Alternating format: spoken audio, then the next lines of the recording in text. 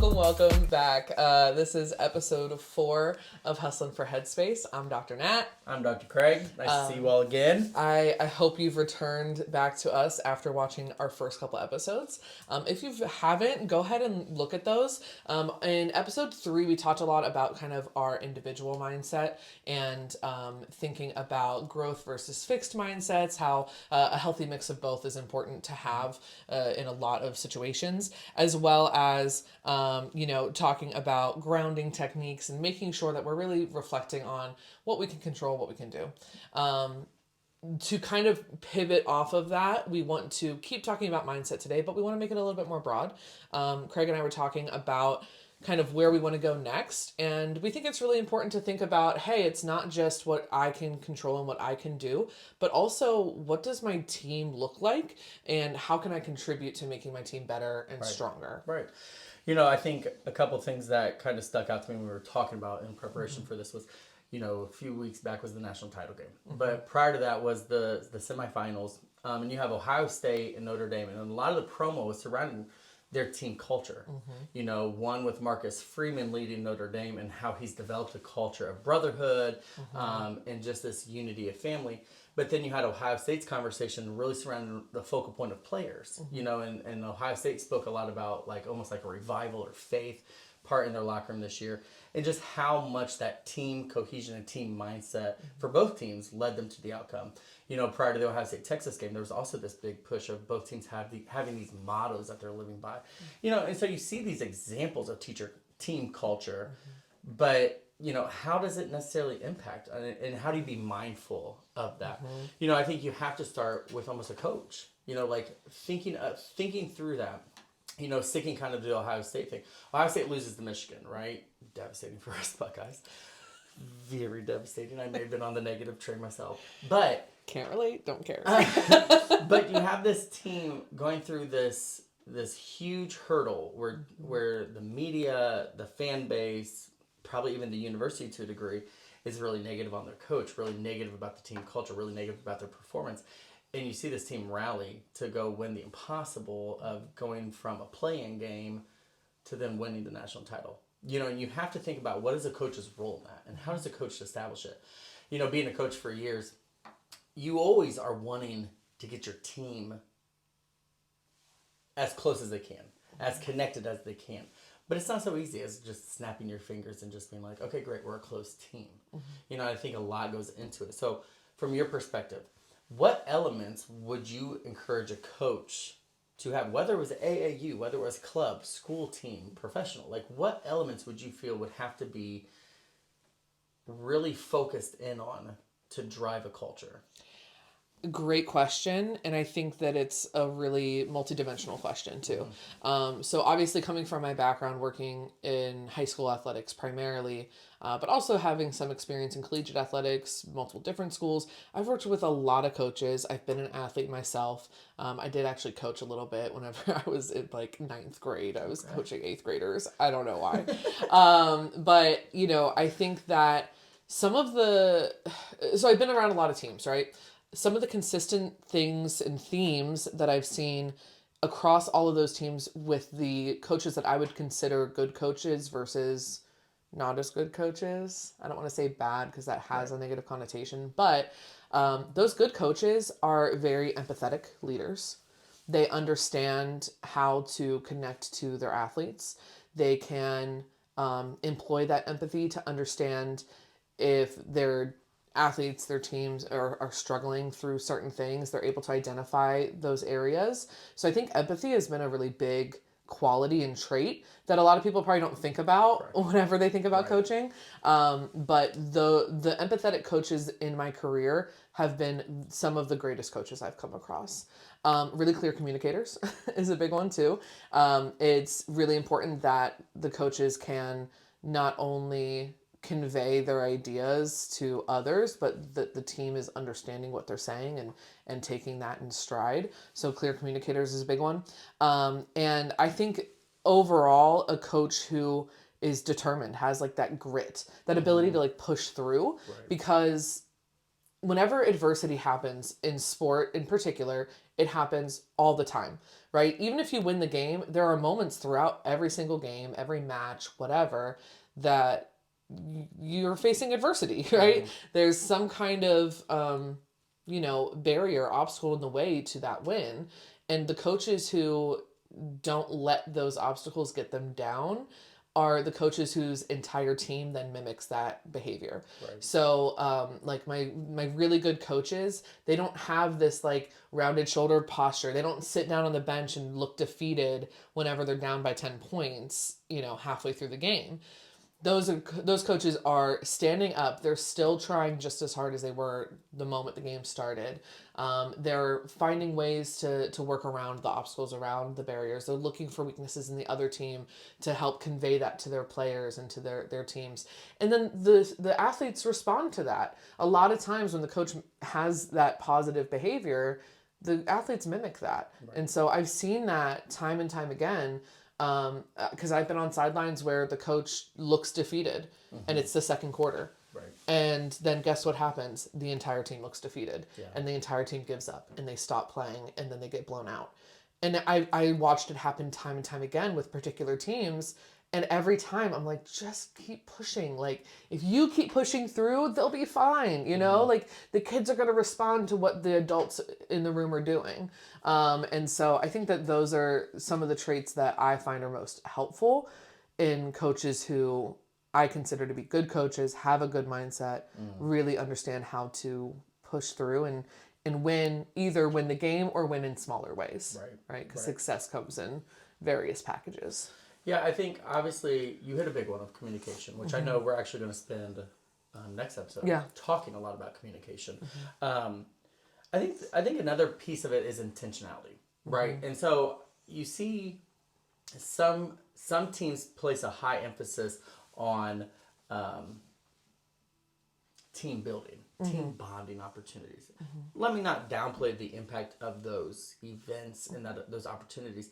But a lot of times, unless you're intentional in that team bonding, your team's only going to bond with the people they want to bond with while we're supposed to be bonding, right? Yep. People think icebreakers. Icebreakers have a way of eliciting a lot of anxiety in people. Yeah. Like, I'm a very outgoing person. Yeah. I hate icebreakers. Tell me a fun fact about yourself. Yeah, fun fact. 2 truths and a lie. I hate icebreakers. Like, there's nothing fun about me. I love icebreakers. I don't know how to lie to you. Like, my lies are always so dumb. Yeah. And again, like, in an icebreaker, I'm not learning much about somebody, and I'm not getting takeaway. It really comes down to being intentional about the use of the time. I think you bring up an excellent point, too. Teams mimic leadership.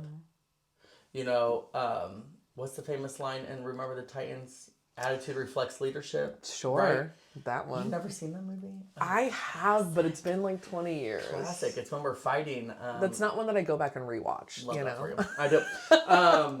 I can't remember the 2 athletes' names, so don't give it. But again, they're going back and forth about how they feel each other's play on the field is not. And right, the purpose of the story is we're blending, segregation's ending. We're blending these 2 schools.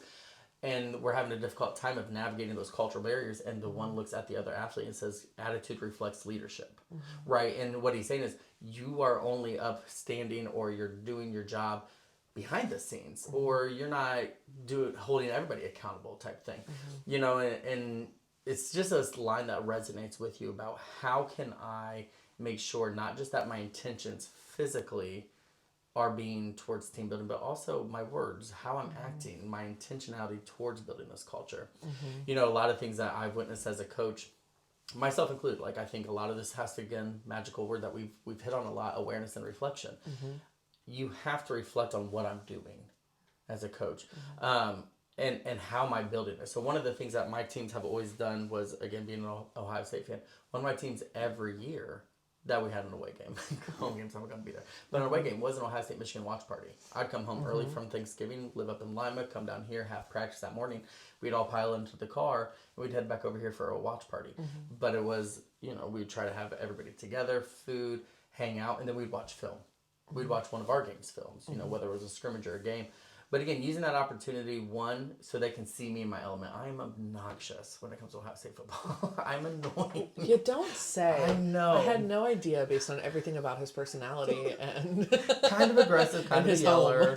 And so again, having my kids see my intensity, Yeah. see that I have passion and love, that Yeah. it's not just you guys that I have this high passion for, that I'm yelling on the court, that I'm going to go crazy. They would see me around my kids, see me in my home, see me when I'm giving food out to them and still having the same attitude, like, what are you doing? Like, love you, put some of that pizza back, man. Yeah. And just being intentional about the time we spent together and how I wanted them to see me outside of practice. What do you think about for people who aren't necessarily in a team culture?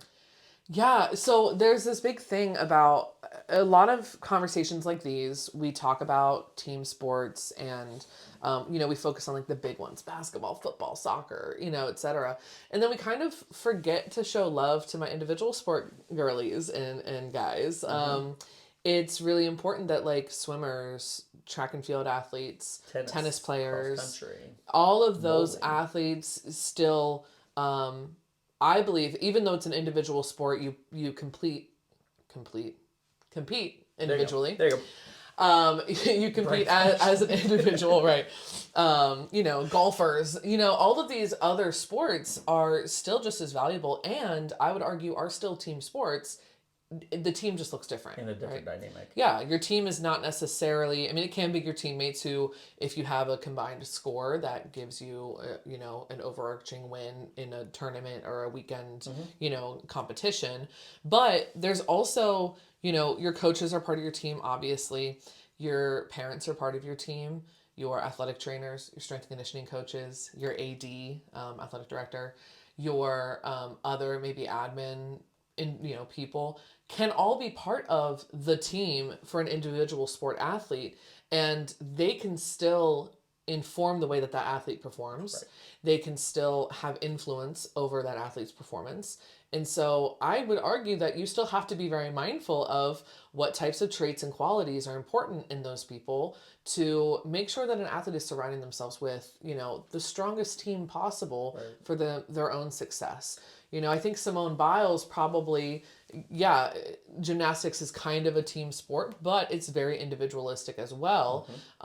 But she surrounds herself with probably some high quality coaches. She probably puts in work with people who also have a similar mindset. She's probably very mindful, I would guess, about who she's working with and collaborating with. And that is still her team. And so we still have to be mindful of, hey, who are we surrounding ourselves with and how are they influencing my ability to perform? Right. And I would even take that a step further, that an individual competitor, I'm playing football, I'm playing baseball, softball, volleyball. I have teammates to rely on. When things get down, when I'm in a slump, there's a component of team that comes out of it, whether a team builds me up or, believe it or not, I get subbed, right? And that mindset is tough for that athlete at that time to get through, but when we're looking at the team competition side of it, that's kind of the way it works. Versus some of these individual sports where your mindset is everything, right? And the role that you play in is making sure you surround yourself with a team that can pick you up. Because again, think of a boxer. You're getting whooped in the ring. You have to have that corner team ready to not just come with a fixed mindset of you got this, but a growth mindset of you have to ABC. You are not doing ABC for your execution, right? You have to be able to be coached so that when I'm on performance, I usually, with my athletes, coach what we call like a mental checklist. So what is the one area I can identify that I get most anxious about or that I'm struggling at competing in? Create a checklist, because what can be real easy is, I think we covered it last episode, was present thinking. I can go through that checklist real quick. So on a serve, I'm going to make something up because I'm not necessarily a tennis player, but I'm assuming there has to be something about hips, toss, swing through, maybe my location, and maybe where your eyes like are. a torque or something, right? So if I have a 5-point checklist, I serve, and let's say they return it and get a point on me. Did I do all 5 things successfully? Or did I have a mishap on something that I could then mentally and present focus, not necessarily focus on, I lost that at point, but, I didn't do something that I got to be, if I want to be successful, I got to be here. I think that comes down to that mindset that we're talking about and just that culture that you create within your team. When I think of coaches, though, being a coach myself, one of the hardest pieces is reflecting on yourself, right? Especially if you're a successful coach. For us, do you see what I mean? Yeah. For us coaches who have been successful, you oftentimes get to a point where you're thinking like, Toss. that's great. Yeah. Hey, Wicked. You get to a point where you're thinking like, I'm working. I work. Like, and you never once step back and think of what does my team need. You may every once in a while, but to change your scope of perspective as a coach to how can I adapt rather than expecting players to adapt to my culture, how can I adapt to their culture and make things work for them? I think high school coaches is a great example because every year we don't get to necessarily go out there and pick our team. Yeah. We get what we get, right? And so we do have to adapt our play, but do we adapt our style, our coaching? And again, we'll build into it a little bit next episode of communication, but am I being noticeable and reflecting on my team's culture? Or is that something I'm negating, or I'm not doing consistent check-ins, right? What do you think for a coach a check-in would look like to almost monitor your culture throughout the year? I was just thinking about that as you were talking because I had this conversation actually with my program director at the university. She's been teaching for 25 years and she's been teaching the same level of students for 25 years. And she's like, as long as I've been doing this, I find a rhythm, and then every 4 or 5 years, I have to switch up because the students that are coming in they change. They're different. Our culture changes over time. With each generation, it changes. And so she's had to adapt each time. And I'm like, coaches kind of have to do the same thing, especially at like the high school collegiate levels. In pro sports, probably not quite as pertinent because you do have a little bit more control over. See, argue that if coaches would spend time reflecting on those athletes and their needs and their strengths, I can guarantee you there's more eliteness to come out of those athletes if we would take the time to reflect on their needs. Yeah, they have reached that elite status, I think, a lot of times by being moldable to a coach's style. Could you imagine possible performance if we as coaches or stakeholders adapted to their style? Yeah. And is there more that we can get out of that athlete? Which again kind of goes back to what my dissertation solely looked at. Not to cut you off. I'm sorry. Going back to culture. The other thing I would have us think about is you're being so ADHD right now. Sorry. You're like, here's this thread and then this thread. Finish a thought, Craig. Here's a finished thought, and then I'm going to jump it back to you. 5 years ago, 10 years ago, we would have never had music at practice. Oh, yeah. Never. Oh, my God. I never even thought about it whenever I was an athlete. I've never had music at my practices growing up. And now never. You don't go to a practice without it. Maybe in warm-up, but not during instruction, not during play, especially not in a scrimmage. You would have never had music. And in some cultures, you see it kind of coming out a little bit more.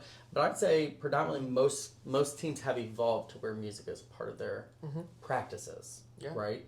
Whether that's a good thing or a bad thing, you at least have seen that evolution. But I don't think that's because we're being conscious and reflecting. Not everybody. I think that's more observations, and we see that top level doing it, so then it kind of trickles down.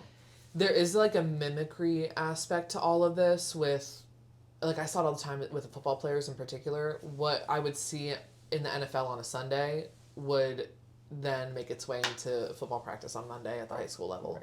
Because they see the elite guys do it. So I do think that there's that. I also think the music part is a little bit of mimicking the noise of a game. Crowds are there. They're noisy. There's not music playing necessarily, but there is background noise, and you still have to be able to communicate with each other.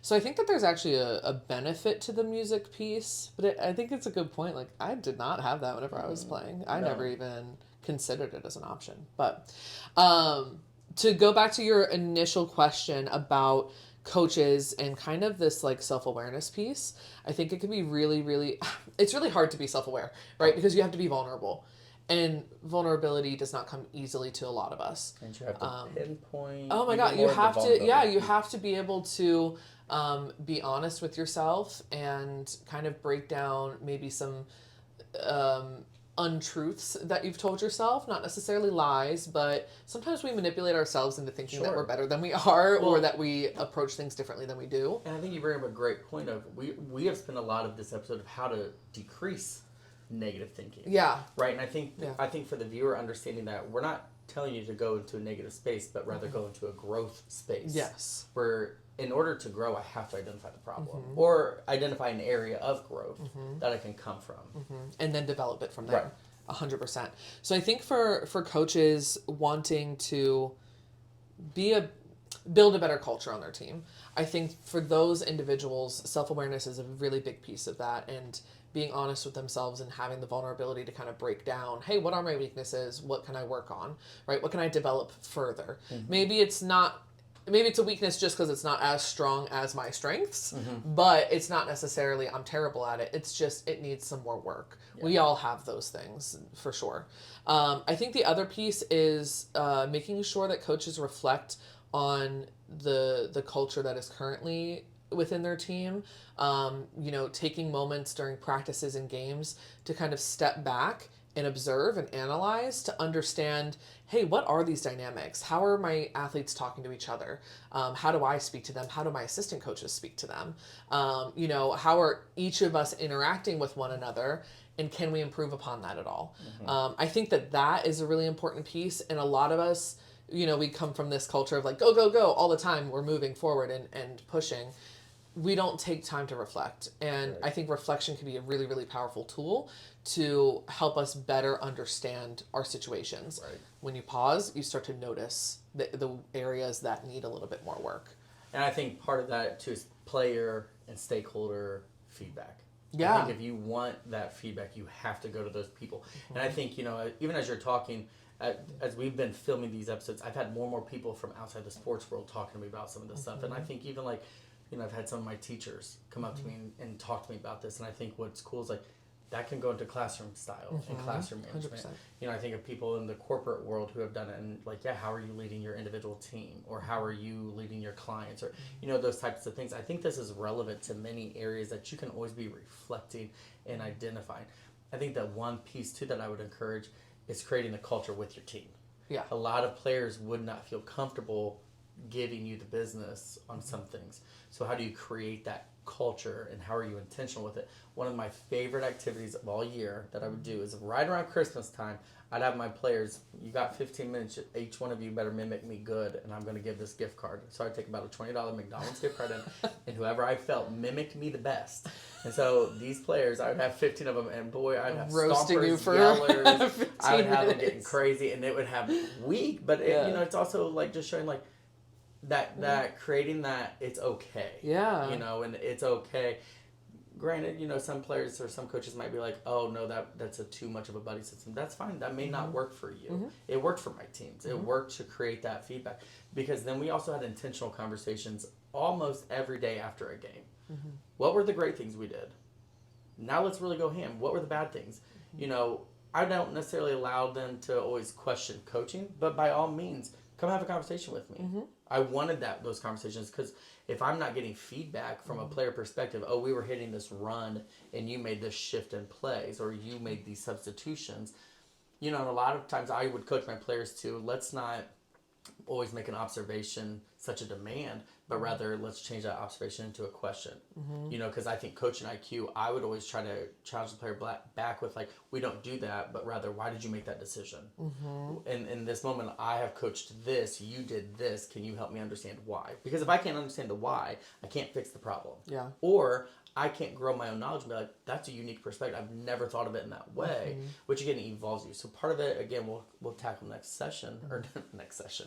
That's the psychologist in you coming. Yeah. The next episode of communication, though. How do you really genuinely reflect? I like that we're kind of leaving this open because I don't think there's a one size fits all for a coach to go in or a player of an individual sport to go in and reflect. I think you got to understand.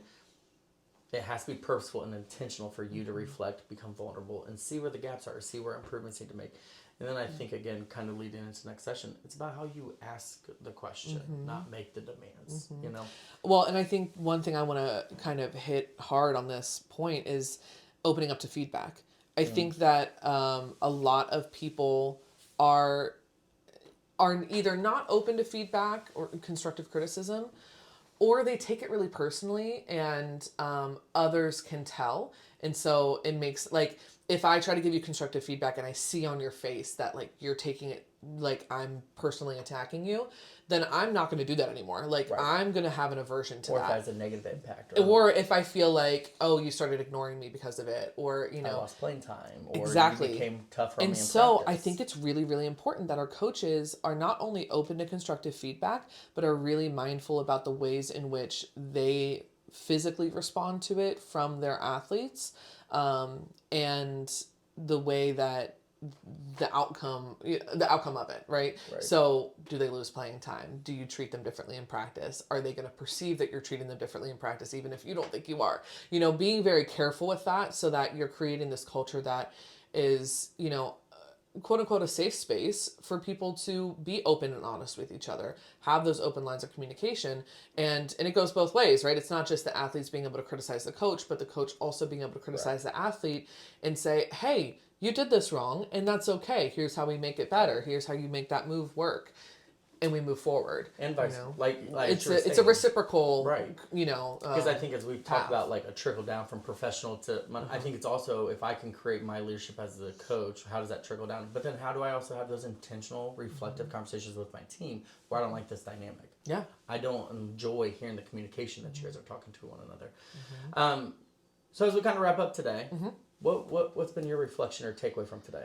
Yeah, I think my biggest one is kind of that self-awareness piece. I really think that there's so much value in it. It's something that I'm still learning how to do for myself. Yeah. You know, it's a never-ending journey. But I think that as I was talking, I'm like, there's so many people in my life who I love dearly, who are great coaches and great people, but would benefit so much from just a little bit of additional self-awareness and reflecting on their time. And I really want to challenge everyone, whether you're a coach, an athlete, a parent, you know, an AT, whoever, I want to challenge you to really take time to reflect and build that self-awareness. What's your biggest takeaway? I think my biggest takeaway from today is the fact of reflection is big. Yeah. And it is hard. But I think even before you can reflect, coaches being real with yourself, that I think if you sat back and actually challenged yourself, there's always more that you could have gotten out of your team if there's intentionality behind your actions and what you're doing. And I think that is something that's really big. I think, and then that can lead into once you can identify with a growth mindset, like, you're right, I got stuck in my coaching style or my coaching way, or, you know, as players, we got stuck here and we were afraid to evolve or grow. You know, I think you've identified it and then you can start becoming a little bit more open. But I think just try to be intentional about what you do. As always, I encourage you all to keep grounding, keep doing some of those exercises we've been teaching, reflecting. But I think this week the biggest takeaway is just take a step back for a second. Yeah. Reflect. Don't be afraid to ask the questions. Don't be afraid to ask former players even. If you feel like that's a safer space to start with, ask former players. Like, hey, when you played for me, what was it like? A lot of players are going to be very fond of memories. But then if you ask them, like, hey, I'm also trying to grow and I want to develop. What were some areas that you recall that I used to do? And don't necessarily get defensive, but be open to it. As always, we cannot wait to have you guys come back, visit us. We love this conversation. We love the feedback. Many of you have reached out, whether email or on social medias, just with some feedback, and we love to hear it. We love to keep evolving. As always, subscribe and follow us on social media. We're on YouTube at Hustling for Headspace. Until next time, thanks, y'all. Bye.